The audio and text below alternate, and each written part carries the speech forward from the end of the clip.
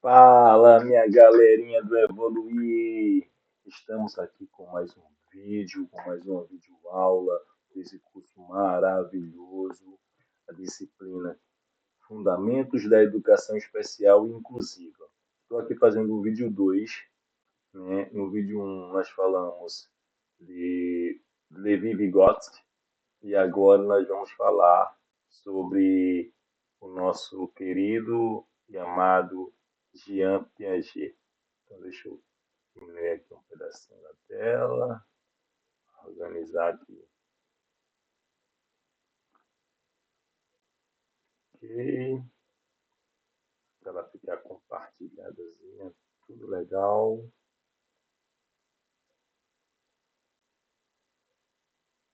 E vamos passar para diretamente aqui para a parte de Jean Piaget. É uma pena, né, que não tem a foto do nosso Jean Piaget aqui. Quando salvei o PDF, não sei por qual motivo, a foto dele sumiu. Bom, Jean Piaget ele tem uma visão diferente de Vygotsky. Vygotsky ele entende o ser humano num formato que você é produto do meio, né? O principal fator para Vygotsky é o ambiente e as pessoas com que você convive, as práticas que elas têm, o convívio que você vai adquirindo, o meio e etc. Né? Como nós vimos no vídeo anterior. Jean Piaget ele é mais genético, ele é um geneticista, né? E ele entende de uma outra forma, né? Ele entende que nós não somos um vaso completamente vazio, né? Ele entende que nós somos, como ele mesmo diz, pequenos cientistas, né? Nós construímos hipóteses, nós temos, nós já nascemos dotados de uma essência, de uma certa essência, de uma certa personalidade. E isso tudo não é totalmente construído. E nós temos algo que é nosso, né? E aí ele fala dos estágios do desenvolvimento, né? E na área pedagógica, nessa nossa área de estudo, ele é um dos pilares extremamente importantes, né? Falar de Jean Piaget é conhecer os marcos do desenvolvimento de forma mais robusta, de forma mais profunda, de forma mais precisa. Nós entendemos aqui o seguinte, vamos lá. O estágio sensório-motor é de 0 a 2 anos. O nosso sensório-motor, o nosso sensorial, ele começa da boca, né? Quando a criança está amamentando no seio da mãe, ou está com a mamadeira, ou com a chupeta, ou chupando o dedo, botando a mão na boca, tudo é com a boca, né? E aí vai evoluindo o tato, a visão vai ficando mais curioso, o fortalecimento motor, quer pegar, quer segurar, quer apertar, quer sentir as coisas, quer pegar, quer jogar para ver o que acontece, né? Então, esse é o estágio de 0 a 2 anos. É comum que essas coisas aconteçam, elas têm que acontecer, inclusive, para que nós entendamos que o estágio sensório-motor adquiriu sua base correta, né? Com essas características, com essas implicações é, recorrentes, né? No pré-operatório, nós temos de 2 a 7 anos, que é aí onde existe aquela questão dos pensamentos simbólicos e egocêntricos, né? O mágico. É, eu acho muito bacana isso, porque assim, eu sempre com os meus filhos e eu sempre gostei de fazer, de brincar, de fazer mágica, e o parceiro também, eu também sempre faço isso, brincar de fazer um truque, de fazer uma mágica, de fazer uma coisa. E aí os olhos brilham, eles se encantam, porque é tudo muito mágico, é tudo muito maravilhoso. Nessa fase pré-operatória, a criança ela ainda não entende a lógica abstrata, né? É por isso que, de fato, ela acredita no Papai Noel, ela acredita no Coelhinho da Páscoa, ela acredita no que você disser, porque foi um adulto que disse e o adulto sabe. Então, se ele disse, então é verdade. E aí, quando o adulto fala, ele entende de uma forma literal. Por isso que tem que ter muito cuidado até quando você vai brincar com a criança, porque dependendo da forma que você brincar, ele vai entender que aquilo ali é de verdade. Ele não vai distinguir, ele não sabe o que é ironia, ele não sabe o que é ele mistura ou faz de conta com a realidade. Isso dentro dos 2 a 7 anos está dentro da margem normal do pré-operatório, tá? O operatório concreto. Gente, no pré-operatório concreto, que é dos 7 aos 11 anos, nós temos a lógica aplicada a objetos reais e concretos. Ou seja, as atividades elas são mais práticas, os jogos de regra, de manipulação, elas seguem um padrão para entender lógica matemática, labirinto, jogo da velha, que mais? É, jogo de Uno, baralho, dominó, enfim, uma infinidade de jogos de estratégias que começam a fazer mais sentido, né?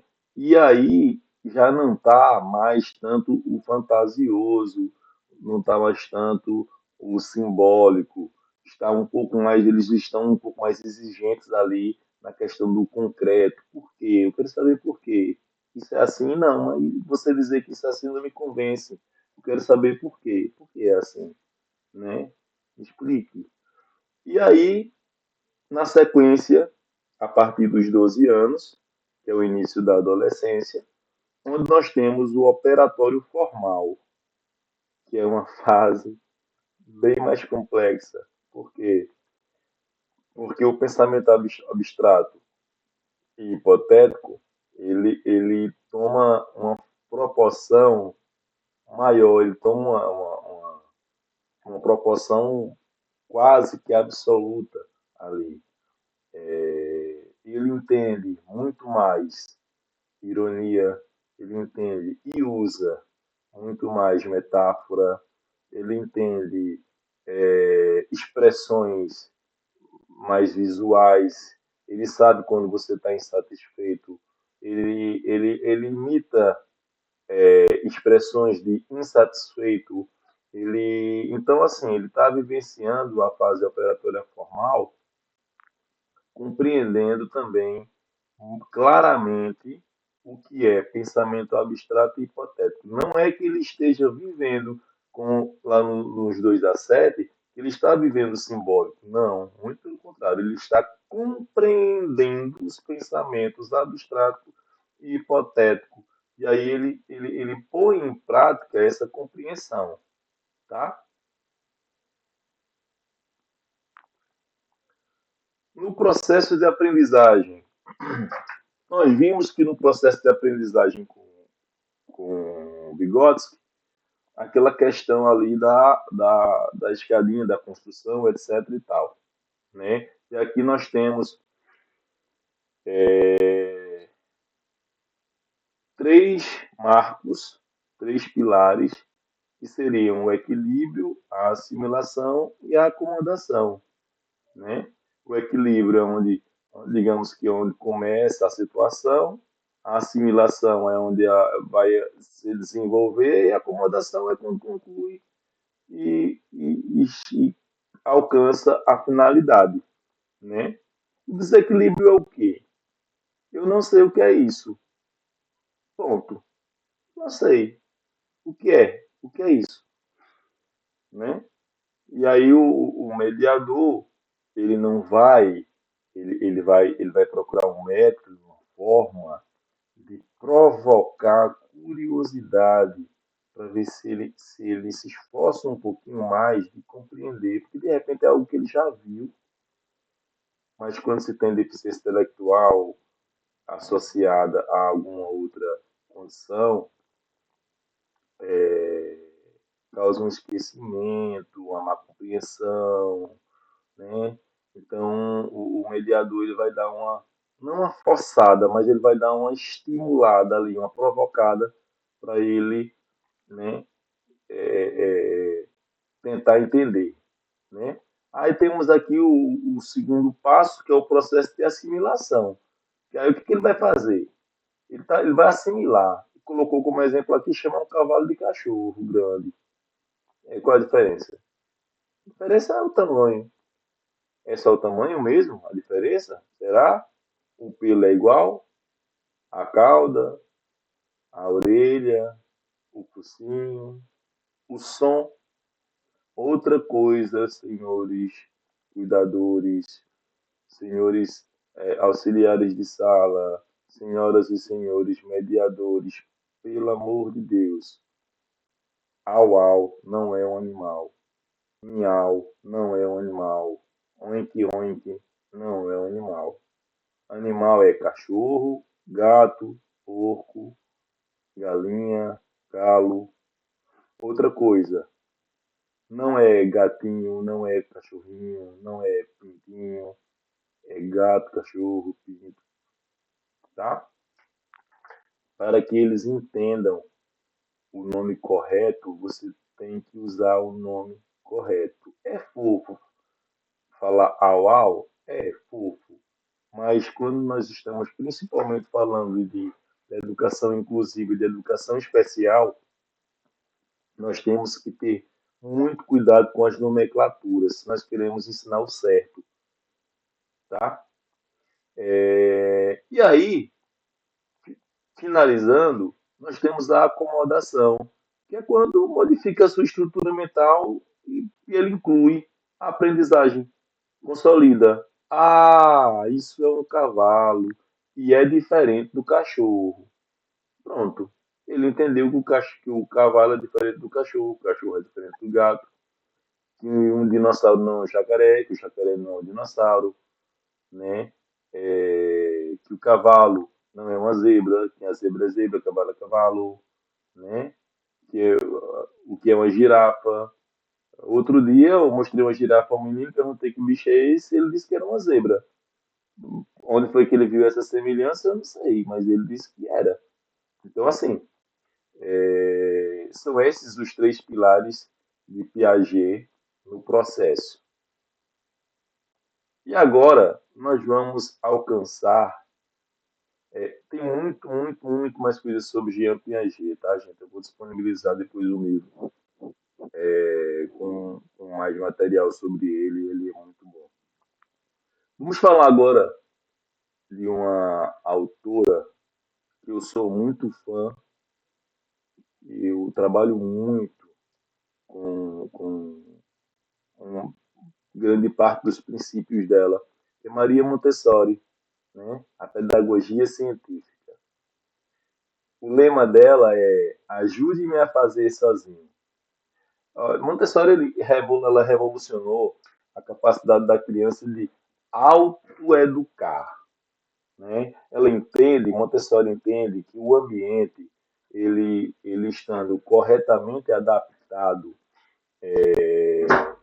as crianças elas conseguem, por meio de tentativa, frustração, erro, aí acerto, opa, e aí vai descobrindo tudo que você for comprar hoje de material pedagógico, se for de madeira, se for sólido, se for ou plástico, mas for sólido, duro e colorido, é montessoriano. Você vai ver na caixa o nome montessoriano.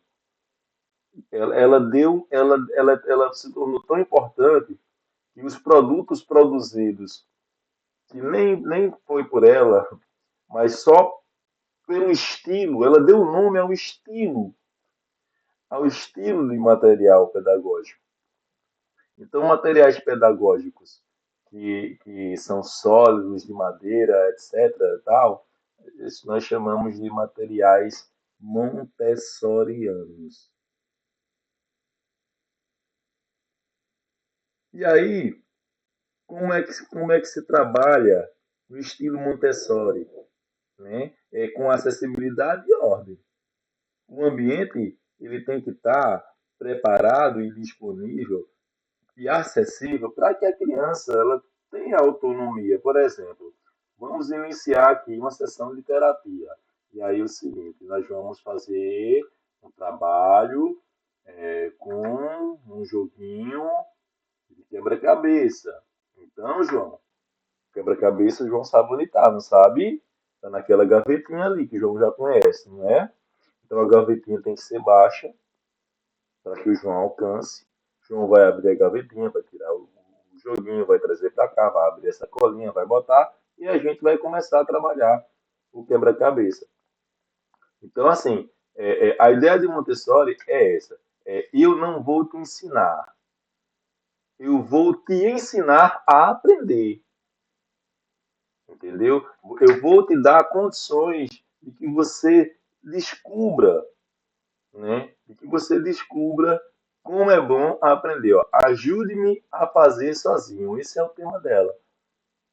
É onde ela trabalha a questão, por meios lúdicos, a questão da autonomia. Como é que se descreve um material sensorial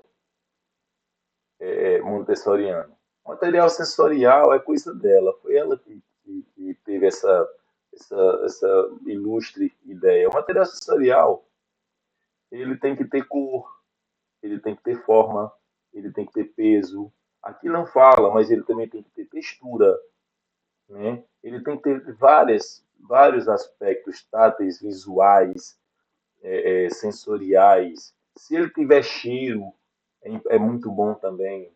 Aqui não fala, mas pode ser, ele pode ter cheiro, né? Então, assim, o material sensorial, ele é importantíssimo, tá? Concreto antes do abstrato. Aplicação para o mediador. Erro como controle. O material montessoriano, ele mostra o erro. Por exemplo, a peça não encaixa. O mediador não precisa corrigir. Ele pode deixar ela tentar. Ele pode deixar ela continuar tentando, porque o próprio material, como ele não entra errado, como ele não encaixa errado, como ele não ela vai tentar, por meio da insistência, e vai conseguir. E depois que ele conseguiu o primeiro, ele vai começar a criar um senso crítico, um senso analítico. Né? E aqui onde fala aqui da repetição, né? Permitir que o aluno repita as atividades quantas vezes precisar, repetir gera concentração e calma. Tá? Então, assim, tentou, não conseguiu, não tem problema, vamos lá, vamos tentar, vamos conseguir. Opa, conseguiu aqui, tá vendo aqui como é que é, tu tá entendendo já como é que funciona, e por aí vai. Então, a aplicação desses materiais, eles são dessa forma. Prática do plano de ensino individualizado. Pessoal, o PEI é o mapa de navegação do mediador. É um documento que vocês precisam ter acesso, devem ter acesso. O que é que deve conter no PEI? O PEI deve conter o histórico do aluno, um laudo, né, os laudos.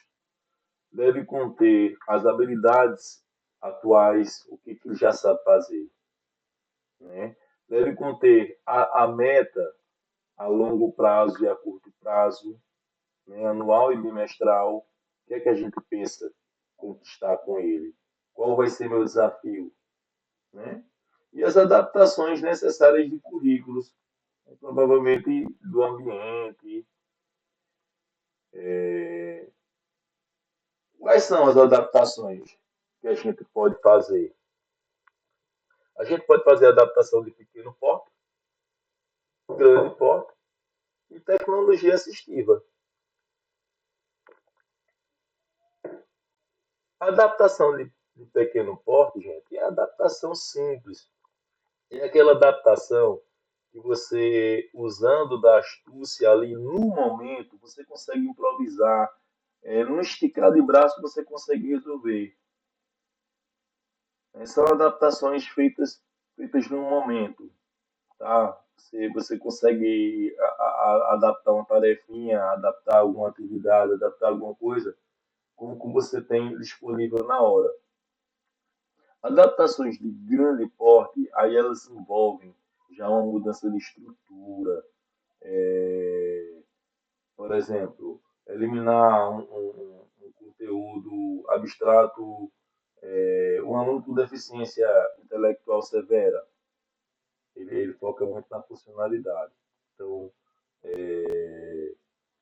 você precisar adaptar algo de uma forma que funcione um pouquinho diferente, então você precisa de tempo para fazer essa adaptação, né? Por exemplo, uma criança tetraplégica ela vai precisar de um espaço um pouco diferenciado ali. Uma criança que tem síndrome das pernas nervosas, é autista e tal. Aquele elástico que você prende nas pernas, a gente já viu bastante, os vídeos colocam e ficam com as perninhas ali pendurando no elástico, funciona bem também. Então, assim, adaptação de grande porte pode ser várias coisas, né? Só que ela é uma adaptação que exige uma discussão, uma análise um pouco mais aprofundada, tá?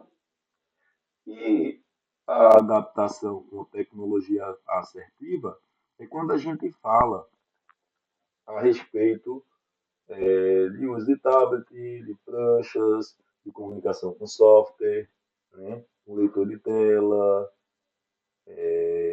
Por exemplo, para uso de tablet, você tem alguns aplicativos que ajudam com dinâmicas, que ajudam com expressões faciais. Por exemplo, tem um app chamado Tiambot, que ele faz um reconhecimento facial e aí ele te ensina a fazer a expressão de um sorriso, de uma tristeza, de uma raiva, né? Entre outras funções também que podem ser utilizadas com tablet. Por exemplo, a comunicação é, alternativa aumentativa, né? Que é a CAA, pode ser feita por tablet ou então por pranchas, né? E nós vamos agora falar sobre estratégias do transtorno do aspecto autista. Só que esse ponto aqui nós vamos falar no próximo vídeo. Então, um forte abraço, fiquem com Deus, até a próxima aula, beijão no coração e já deu certo.